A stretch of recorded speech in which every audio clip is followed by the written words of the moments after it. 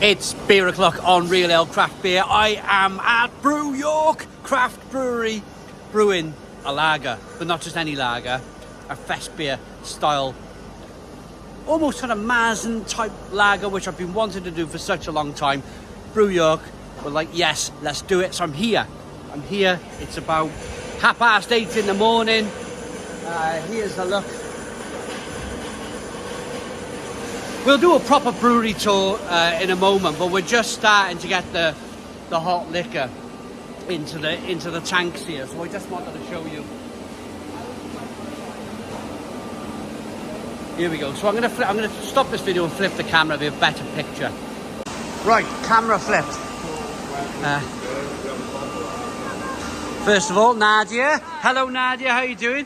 You're going to be the brewer I'm working with today with this lager. And Lee, we got Lee. How you doing, Lee? You all right, mate? So I see some steam here and some water coming through. Where are we? What's the process? What are we doing, Nadia, at this moment in time? We're mashing in, so we've got our grain coming through our conveyor system up here, and we're blending in water at the same time through a hydrator. So okay. Before it reaches the mash tun, you're trying to get your consistency of grain and water in together. Right. So that all of it properly hydrates and you can get all of the extract out that you need. There we go. There we go. There, and you can open and. There you go. Oh, there we are. Oh, look at that.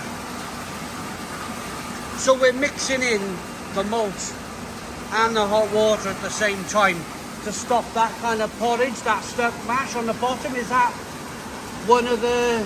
You want an even dispersion of your water and grain together. Yeah. That does... yes, it's going to help you not to get kind of foggy areas. That's it, yeah. It's also going to make sure that you don't end up with dry clumps of grain. Exactly. Because if it's dry, you won't be getting anything else of it. Yeah. The grain all needs to be properly hydrated So that you can extract all of the starches. it's like making a soup almost, isn't it? Like a porridge. Kind of thickness, like viscosity of porridge, to enable the enzymes to move around and digest the sugars. Yeah. Because it starts with like big chain sugars. Yeah. And the enzymes, amylase type enzymes in there, are going to gradually chop up that into smaller sugars. But if it was too dry, they wouldn't be able to move around and do that. If it's too wet, they can't come in contact with the sugars. So you have to get it quite right. Yeah. And Perfect. at the same time, we're going to be dosing in our salts. Okay. Put these in a bit Is like that... mash. So the salts, I talk about this quite a lot on their videos now. Is that water? Is that to do with getting the balance of the water, or is that something else? Yeah, no, it's for your water profile. Yeah, we have something here called a reverse osmosis system, which is a water purification system. Okay. And it removes the vast majority of the minerals that are present in the water. Yeah. And then for each style of beer that we're making, we would use different salts to build up the water profile to the one that most suits the style that we're doing. Right. So we're making a lager style beer today, so we want very, very low mineral content. So I Okay. think we've got here just a little bit of calcium chloride. Yep. Yeah, we're just trying to bring the chloride level up. It's good. It kind of creates a softer mouthfeel in the Yeah. beer. Perfect. So, my limited knowledge with water, do you have hard water in York or soft water in Our York? water is kind of comparable to London in terms of its Right. hardness. It's really, Okay. really hard. I think it's why Brew York got a reputation for dark beers, because our natural water, because until this side we couldn't adapt our water, was really, really suited to dark beers. High levels of alkalinity, of carbonate, amazing for dark beers. Right, Which is, I okay. guess, why London originally got known for its darker styles of The beer. porters and- and that's the same up here. But now we've got this water purification system. Yeah. We rip all those minerals out. Yeah. We're really good at doing lager style beers now. And our pale game, like our hazies in particular, has really come on since we've come to this site. Fantastic. Brilliant, brilliant, brilliant. Right, brilliant. Yeah, that's something I've been trying to learn, is the waters and talking about the different waters there. When you're a kind of amateur home brewer, it's the thing you kind of disregard. Yeah, oh yeah, which totally. is ridiculous when you think it's 95% of the product. 95%, yeah. Learning about water profiles is the reason that I do brewing. Because when I was first kind of understanding more about the process of making beer, when I started managing cellars Yeah. in pubs, I learned about the water profiles and how different beer styles were built up around the world because of the water content that they had. Yeah. that is why I went into brewing. I found that so fascinating. Fantastic. Dublin really hard water, and they make the world's premier example of stout. That is not a coincidence. Right. Pilsen in Czech Republic has almost no mineral content whatsoever in its water, which is therefore why they've got the greatest example of the Pilsner, or the original example of the Pilsner. Because the Pilsner, the lager style, really delicate in nature. You've not got a lot of hop character in there, you've not got a lot of malt. For those flavours to come through and the water to kind of not dominate, in particular calcium, you need to have almost no mineral content in there. And I suppose back then, hundreds of years ago, that was just, they didn't know that, maybe? It was just an accident, maybe? Or they probably tried to brew all sorts of things, and then just some things turned out better. Of course. So then they made more of those types of things. Oh, really cool. So are we still going in at 70s? So, we're going in at about 76. Yeah, so that's called the strike temperature. Right, there we are, That is not the temperature that we're going to want for the mash. Right, okay. You have to bring in the water hotter than you're going to want it actually in the mash tun. So that's part of getting to know your pit and understanding your environment. Is how many degrees are you going to drop through the process of bringing in the water. Right. So if we have a strike temperature of 76, then if I'm right, our mash temperature is 68. 68, that's fantastic. That's perfect, so we're looking isn't it? for an 8-point drop in degrees. Okay. That's coming in very nicely, and we're not too far off finishing here, so we're looking for nearly 1,700 litres of water, and then we've got our grist coming in at the same time, and we can watch the weight going down there. Right, okay. So we're balancing those things to make sure that we have the grist and the water kind of finishing at about the same time, and constantly checking our mash to make sure that we've got the right consistency. We're looking for loose porridge. Lovely, brilliant. So Nadia, we've mashed in. Now we're ready to transfer into the boil kettle. So we've now got our wort. After our mash rest, the water has extracted all of the soluble starch and converted that into short and long chain sugars, and this has created this fermentable wort that will become alcohol eventually. And so it's running off from this mash tun. It's going down underneath, through an underback, and transferring over into this kettle. Okay. WP2. This is where our wort is coming in. You can see the steam look. If you can see that. We can see it. We can see it, but we'll have a better look downstairs. I've been lucky enough to try a little bit of the wort already, but we'll go down and get some.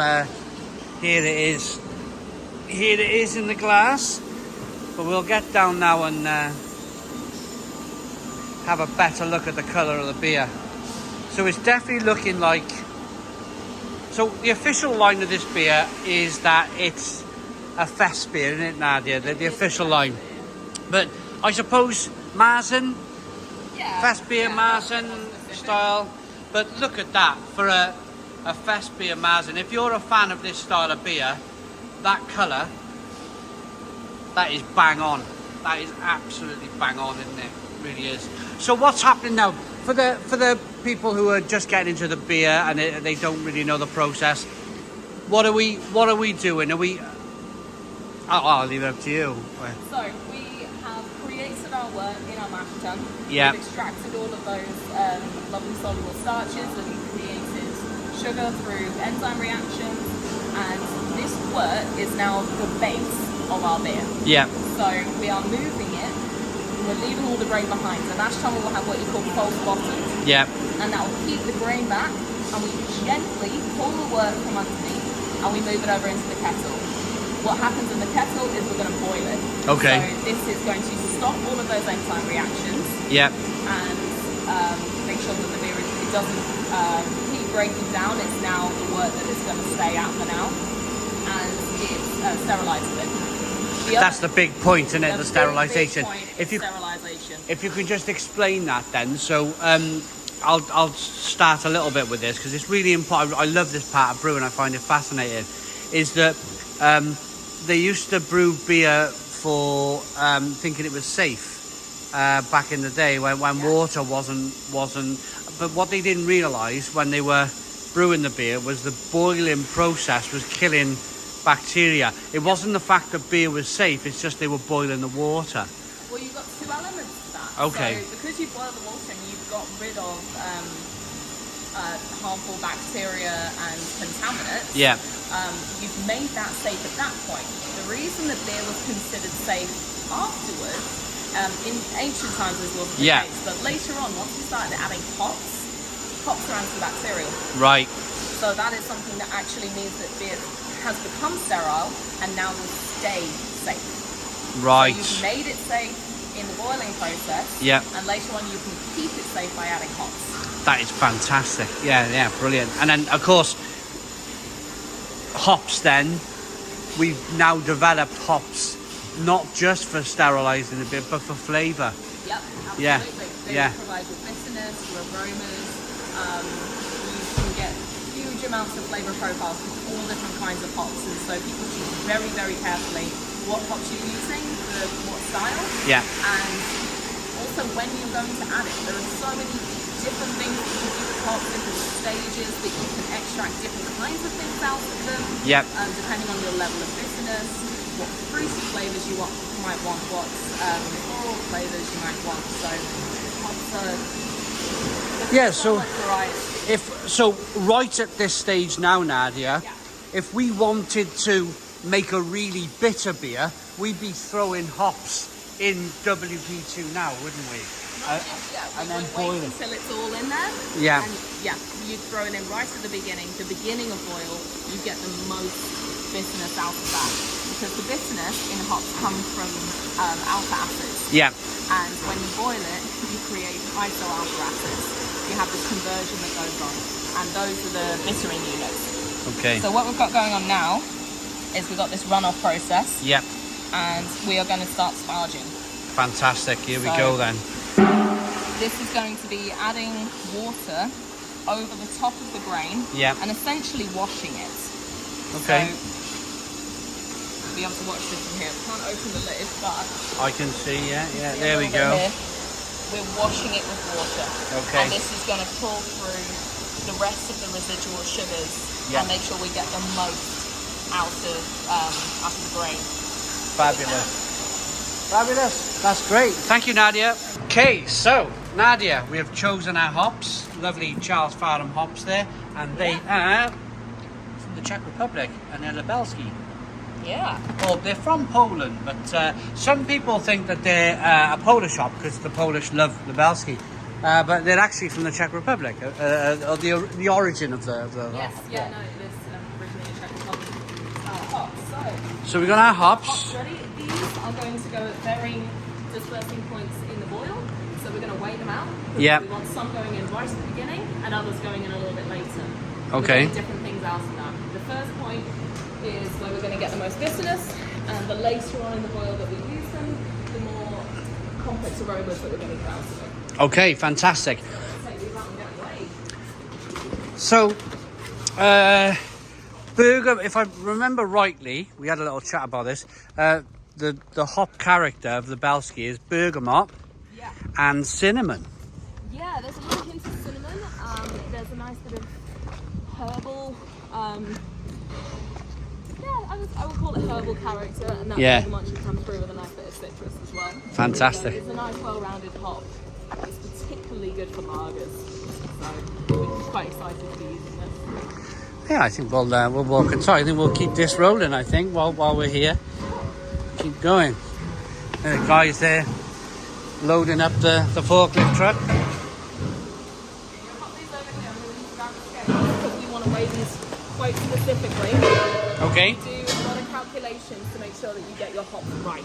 So it's all about the amount of alpha acids that you're going to get out of it. Yeah. And the grams per litre of hops that are ending up going in it. So they have to be weighed pretty accurately. Grab our scales. Grab our scales. Okay, so while Nadia grabs the scales, let's have a look at these then. So, Lubelski, Poland, 2022 is the crop year. 3.2 alpha acids, 5 kilos of hops. And well, best before 2027. So we're well in date with these things. Yeah, yeah.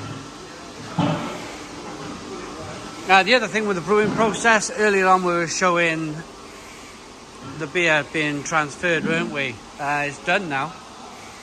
The beer has transferred. It was coming through here, wasn't it? But the smells were absolutely fantastic. Right, so we got the weighing scales. Set it to 0. What are we looking for? 2.5 kilos is what we want here. These are 5 kilo bags, so we'll be taking exactly half, and then the other half will be left in the bag. The other hops won't be used till later, so I'll keep those fresh in the bag and weigh them out at the time. Okay. 2.2, 2.3, 2.4, 4 nearly. Come on. Yay, a little bit more, oh well. We'll More hops the better. I'll allow it, it's within the margin of error. I love breaking these things up and smelling them. They are absolutely wonderful. So because these hops are going to be used in the boil, they don't need to be kept sterile right now. Okay. Down the process, if we were using dry hopping, totally sterile. Yeah. These going in the boil, so it'll be okay. Yeah, we can get in and break some of these up and smell them. Break them up. Yeah. Handful there. So you break up these pellets to release the aromas out of them. And that's got a really, really lovely bergamot character. Lovely, fantastic. Excited about that one. Okay, so these are now going in the boil. Yeah, we've got to check Let's out get temperature and make sure that it's hit boil first. Yeah. The second it does, these go in. Fantastic.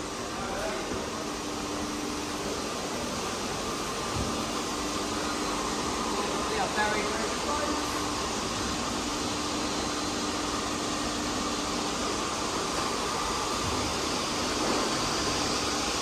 So I'm actually just watching for the boil. Okay. Because it will start to roll. Yeah. And you're not just looking for it to be the right temperature. You want that vigorous rolling boil. Yeah. Because that's the thing that's going to strip out your volatiles. It's not just about the heat of it, it's that bubbling. That bubbling. Yeah. Yeah. That's really important. You're going to wait for it to look right. To look right. Okay. Well, we're just going to be throwing some hops from a bucket in there. So right, let's get this glove on. So opening this. Yep. Right, here we go.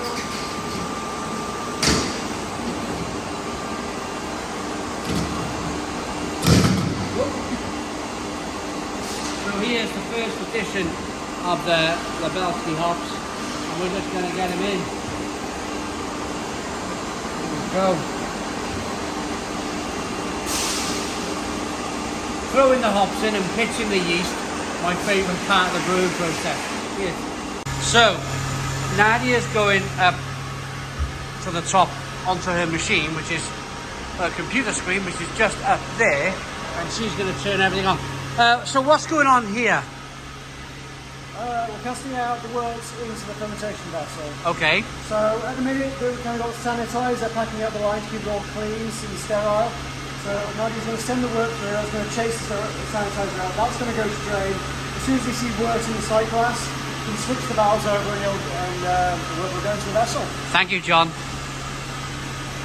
Right, so we're just waiting. There we go. Here we go. So, forcing the water out, although we don't call it water in a brewery, we call it liquor, don't we? It's not even liquor, is it? No. At the minute it's just sanitizer. Sanitizer, right, yeah.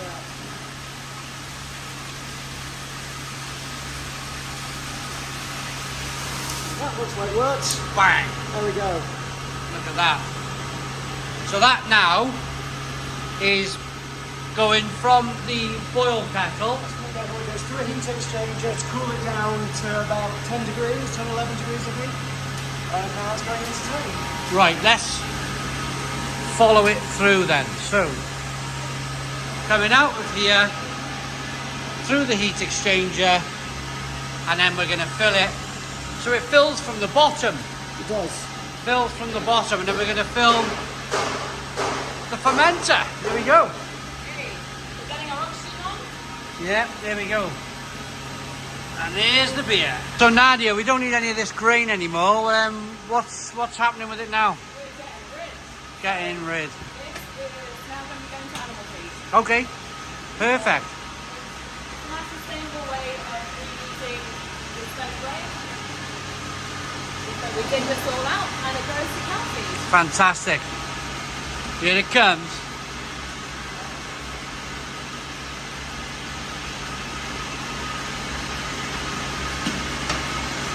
Oh, wow. It's not going to fall on the floor, is it?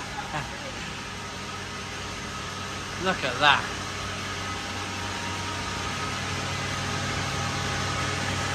You know, that is absolutely fantastic. Right, so we've dug some of the mash out with the shovel. And now we're just going to turn, there we go, look at that.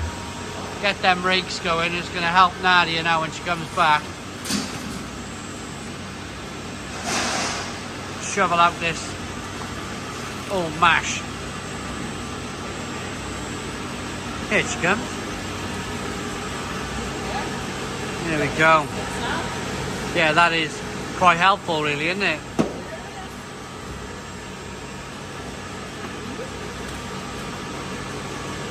There we go. Right, so I suppose the next job after this, we're going to be pitching the yeast after this and then we're done.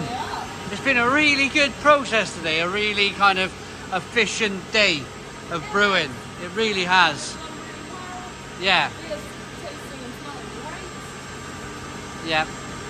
On our downtime, naturally, we've done a little bit of beer tasting and we've done a brewery tour, so make sure you catch them videos too. Yeah, well there we are. We'll finish this off now and we'll go and pitch the yeast.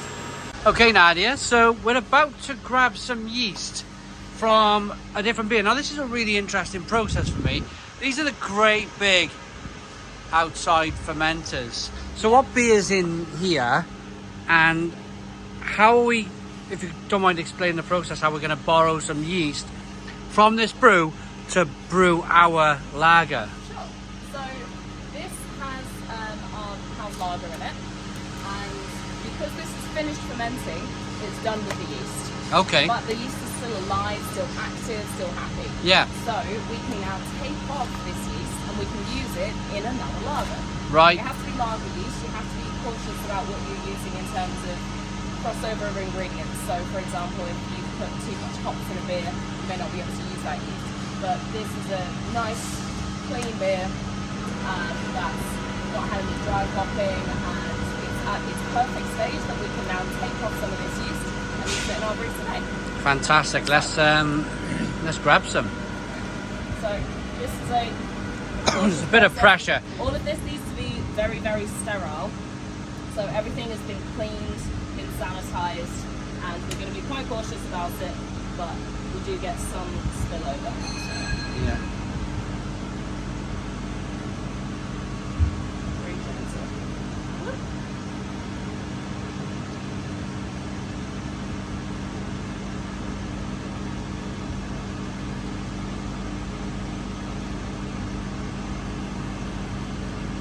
Here we go.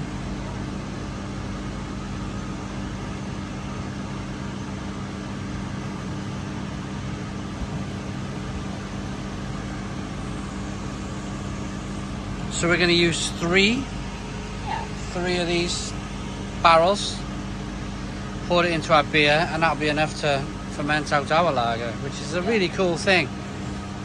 This is a much, much bigger batch of beer. Yeah. So there'll be plenty of yeast in this. Do you want me to, when it's near the top, undo the top and pass you so you got a nice rate? Actually, I'll grab it because I've got No worries. gloves on. Okay. I'll stop it halfway. Of course. Right, so we'll fill up these 3 containers and you will see us in a moment pitching the yeast for our lager. So here we go. Time to pitch the yeast at the end of the day.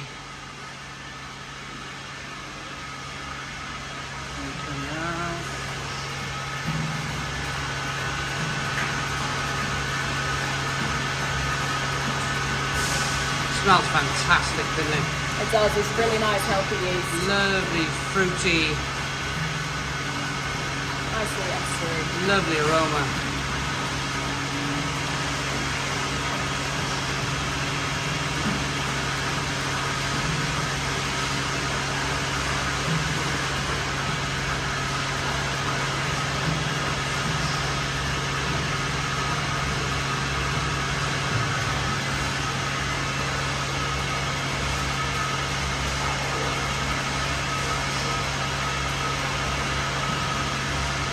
Here we go. So we've got another 2 to pitch. We'll get on with that now. But when Nadia's finished, I just want to high five Nadia for the amazing, how efficient. High five! We have to do it again, it was off camera.